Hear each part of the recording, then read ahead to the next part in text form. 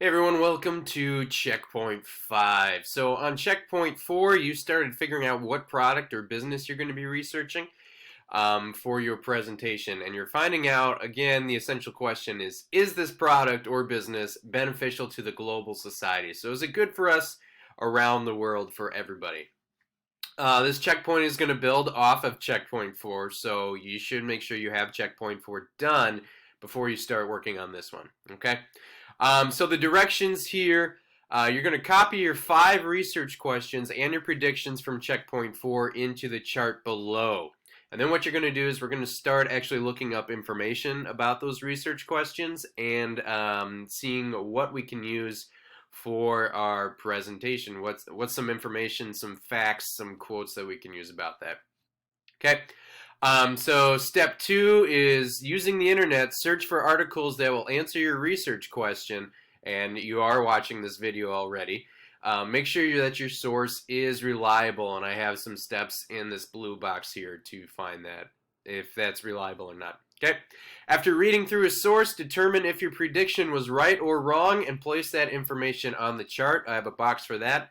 And then include at least one quote from your source that backs up your findings. All right. So I'm going to do one example for us here together. Remember, the whole point of this is to find out if we are correct with our predictions and what answers can we find for our research question. So the research question I would copy from Checkpoint 4. This isn't the same one that I used. I'm using a different one for a better example. But the question I'm going to use is, does this company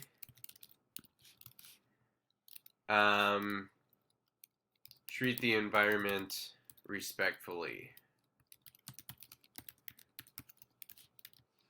Okay, so we're talking about the environment, the world, the ecosystem, the planet in general. And I'm just going to go along with, I'm going to say my prediction was, I don't think McDonald's is earth friendly. Okay? And they produce a lot of waste, we'll say that. So what I'm going to do now is I need to start looking up some information. So I'm going to just use the research question, and I'm going to say, does McDonald's treat the environment respectfully? So I can type that into Google. What I'm going to do instead, and I'm suggest that you start here too, actually, with your research, is I just went to Newsy and I just typed in McDonald's up in the search bar, okay? So that's going to give me a whole bunch of results that talk about McDonald's in general. And these are going to be very current articles. If we go back to our reliable sources, we want to try and find something within the last 5 years, so it's going to be up to date. Okay, these are also fact-checked as well, so these are all going to be reliable sources that are going to meet each of these criteria. So that's why I put Newsy down there. All right, and I'm going to look down, and I see right here, there's this article over here, there'll be more green at McDonald's Golden Arches, okay?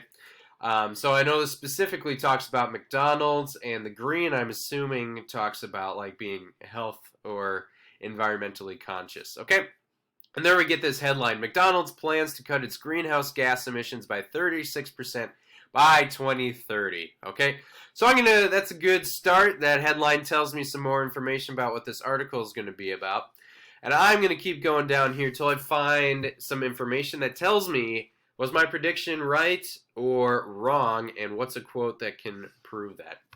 So as I'm reading this article, I'm seeing McDonald's has pledged to slash its greenhouse gas emissions at its restaurant and office locations. The chain promised to pay particular attention to the areas that make up the biggest part of its carbon footprint: beef production, restaurant energy usage, and sourcing, and packaging, and waste. Okay? So there's some good information in there. They're saying that they have an opportunity to use their size and scale to do something good for the world. They're saying that beef is a big problem there. All right, and as I'm looking through here, I'm going to say that I'm going to use this first quote up here, right here. McDonald's has pledged to slash its greenhouse gas emissions at restaurants and locations. Okay, so I would click and highlight and copy that information. I'm going to put that in my evidence part here. Okay, so my research shows that McDonald's is trying to reduce its waste by 2030. Okay, so there is some of my I'm going to say my prediction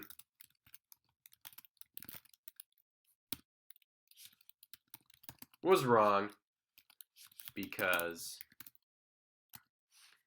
now, you could say that your prediction was also right because right now McDonald's is producing a lot of waste, but it's showing that in the future, they're trying to reduce waste, which in my opinion would show something positive.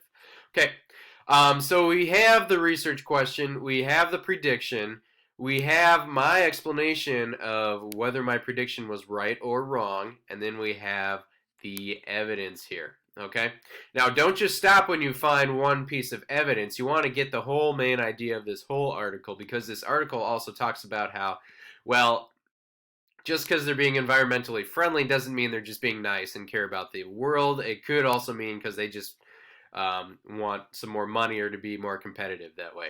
Okay, so keep reading those articles because you might find some counterclaims or counterpoints in there. Now, what's very important here is we're going to focus on this too, is making sure we are citing our sources and finding reliable evidence, okay? So something I want you to include here is your article title, your website, and your author and your date. So what I'm going to do is I'm going to go back to the News ELA article. I am going to copy the title here. McDonald's plans to cut its greenhouse gas emissions by 36% by 2030. So copy, paste that here. You can change the size, please, so it's not so big. And then we're going to put in the website address. Copy that up here.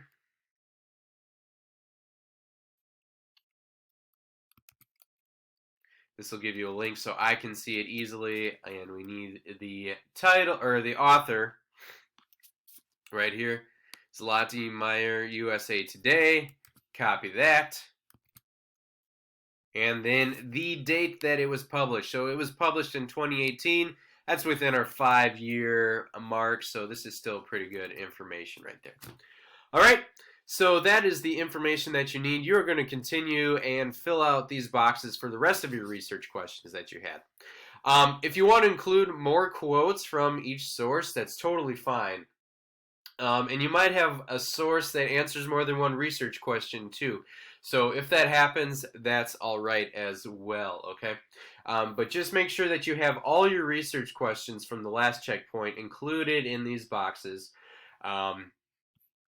Your prediction, what your research shows, if your prediction was right or not, and then your evidence and the article for that information, okay?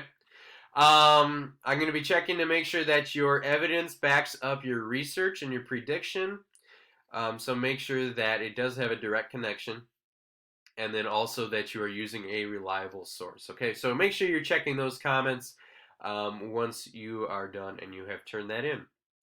All right, office hours are going to be on Tuesday at noon. Check the Google Classroom for that link once we get to that point in time. Any other questions, send me an email and I'll get back to you as soon as I can.